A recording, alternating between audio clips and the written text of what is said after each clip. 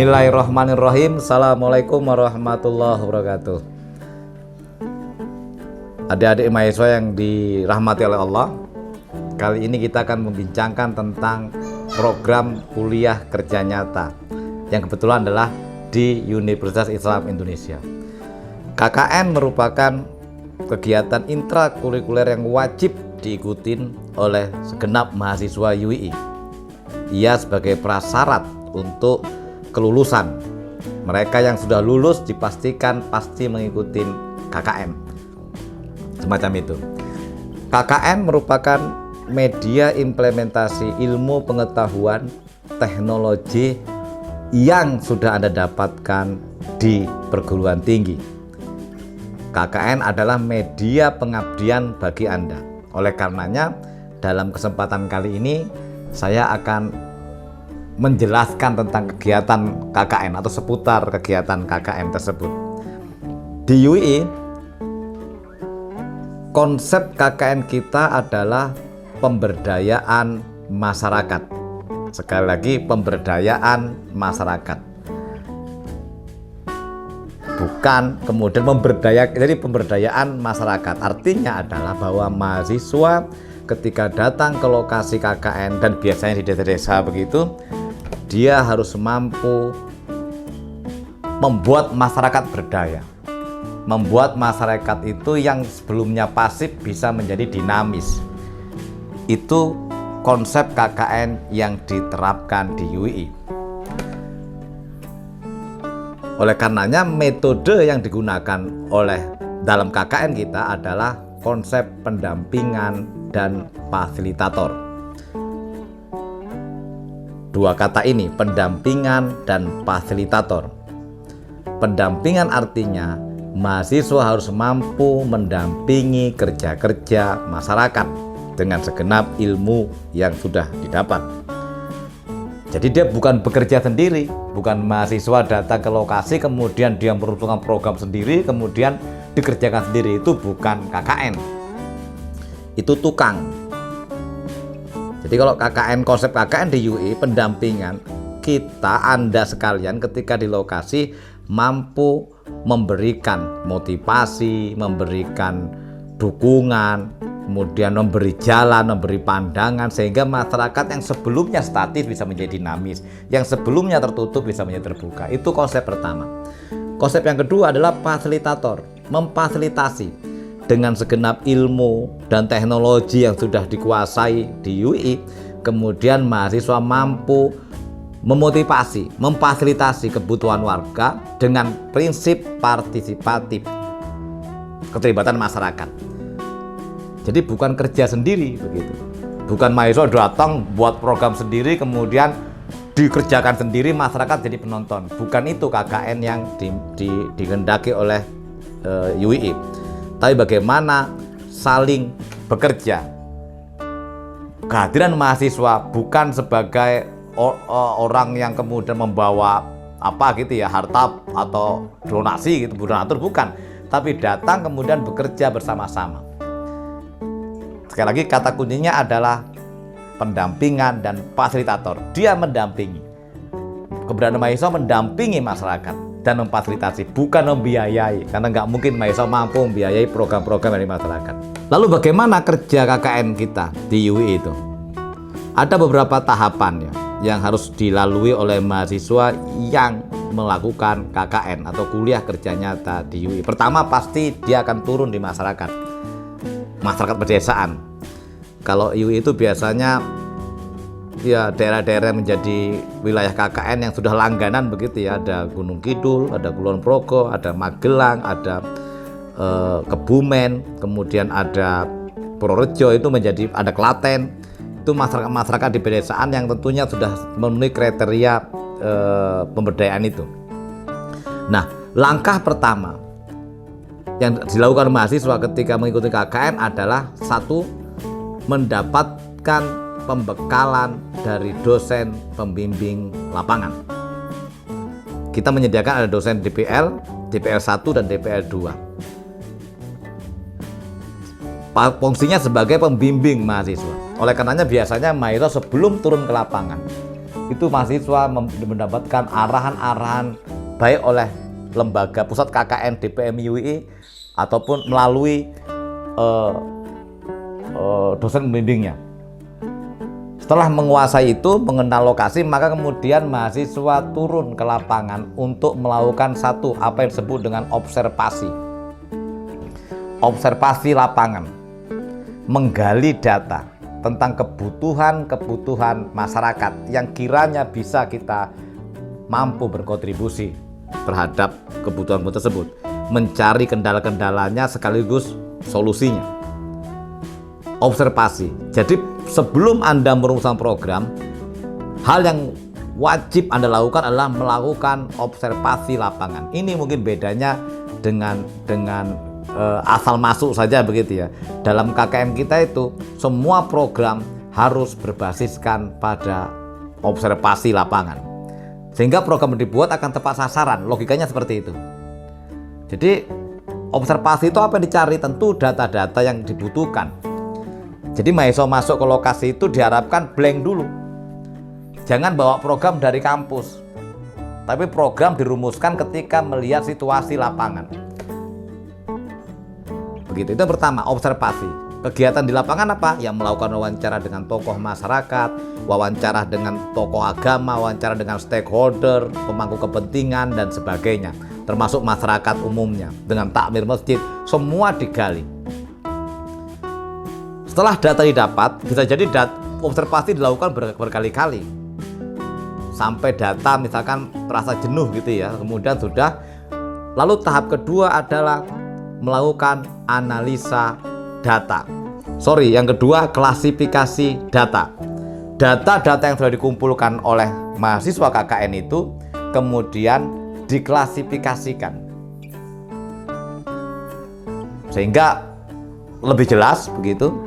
Diklasifikasikan misalkan data yang berkenaan dengan tempat ubudiyah, masjid, misalkan tempat ibadah, dipisah-pisah. Data tentang pembangunan infrastruktur desa dipisah seperti itu. Kemudian setelah itu dianalisa bersama-sama oleh tim mahasiswa tentunya. Setelah dianalisa, kemudian di situ dirumuskan rancangan program kerja, bukan program kerja tapi rancangan program kerja. Di situ kemudian dibuat. Jadi membuat program kerja itu harus didasarkan pada analisa data yang sudah dilakukan. Jadi bukan datang dari langit begitu jatuh kemudian dilaksanakan, bukan, tapi betul-betul berbasis dari kebutuhan masyarakat, betul-betul berbasis pada persoalan di masyarakat.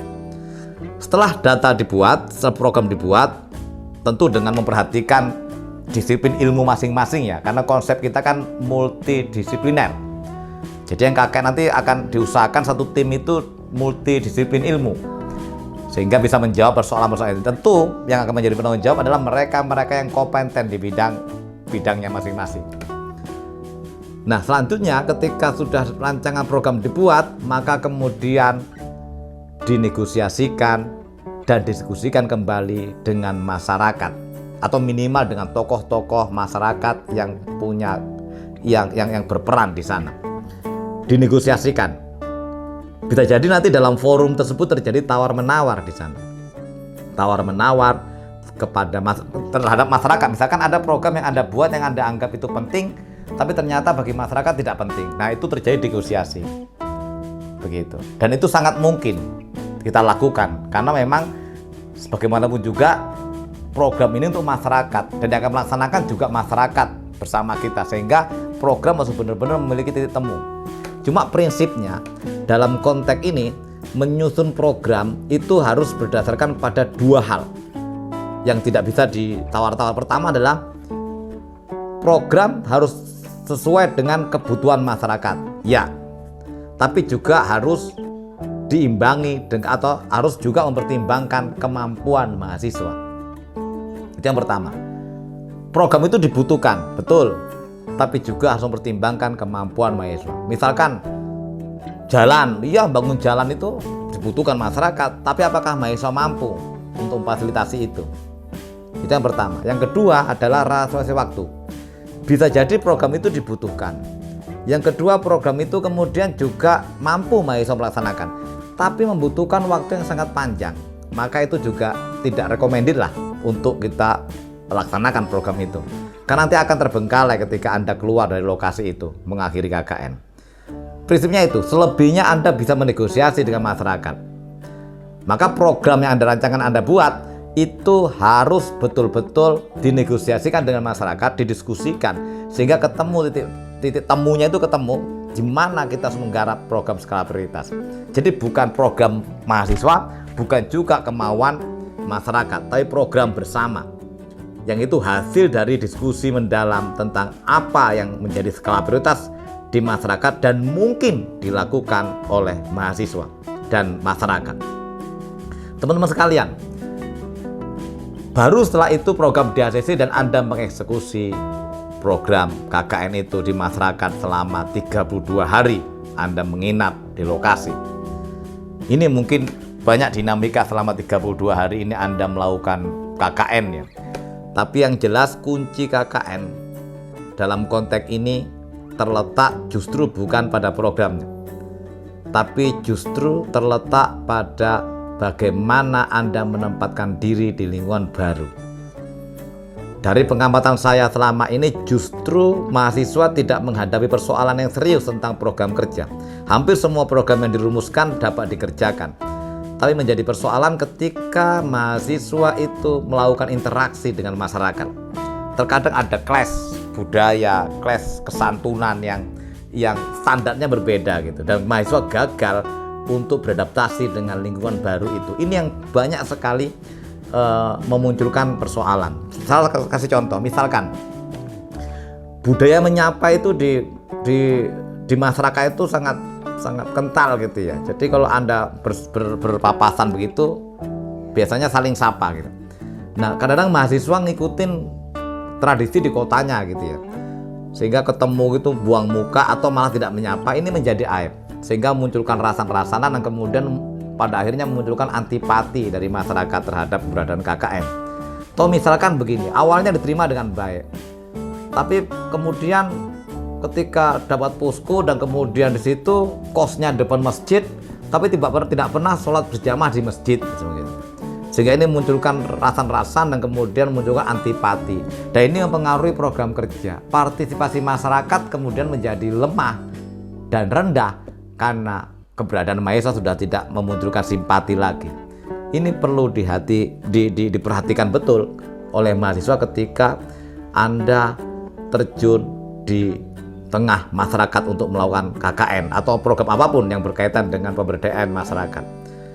Karena ini sekali lagi yang membuat mahasiswa kadang-kadang gagal untuk melakukan pemberdayaan di masyarakat, bukan karena tidak mampu merumuskan program, bukan tidak mampu untuk mengerjakan program, tapi justru ketidakmampuan mereka itu, kegagalan mereka disebabkan oleh ketidakmampuan mereka dalam melakukan adaptasi dengan lingkungan barunya. Itu persoalan-persoalan yang terkadang muncul dan menghambat sekali, sehingga tidak jarang terjadi misalkan penolakan dari warga atas keberadaan mahasiswa KKN dikarenakan itu bukan karena programnya yang jelek, tapi karena itu. Saya sering menemukan mahasiswa, tim atau kelompok mahasiswa di satu desa tertentu yang programnya biasa-biasa saja, tapi ketika perpisahan mereka saling tangis-tangisan begitu ya. Kenapa? Oh, ternyata karena mereka mampu berinteraksi dengan baik, mampu menempatkan diri dengan baik. Kuncinya di situ. Tapi ada mahasiswa yang programnya bangun gapura dengan menghabiskan dana sampai 11 juta, tapi kemudian masyarakatnya dingin-dingin saja. Ternyata apa? Gayanya itu sangat glamaur. Gayanya itu tidak merakyat ya. Kalau dalam bahasa Jawa tidak merakyat sama sekali. Misalkan saya kasih contoh. Misalkan ketika ada gotong royong gitu ya, bersihkan kandang sapi kelompok gitu, tiba-tiba ada mahasiswi ikut kerja bakti tapi dengan pakaian ala ke kampus gitu, sehingga menjadi ya ketawaan lah gitu, ketawaan. Ini kan salah satu contoh mahasiswa yang tidak mampu beradaptasi. Oleh karenanya, meskipun program kerja penting, tapi adaptasi terhadap lingkungan jauh lebih penting. Kemampuan Anda berinteraksi, menempatkan diri di lingkungan baru dengan budaya baru, itu jauh lebih penting ketimbang Anda misalkan ya dengan program muluk-muluk tapi keberadaan Anda disinisin oleh masyarakat. Itu saja mungkin catatan dari saya tentang program kegiatan KKN yang selama ini diterapkan di kampus begitu ya. Wallahu muwaffiqu ila aqwamit thoriq. Assalamualaikum warahmatullahi wabarakatuh.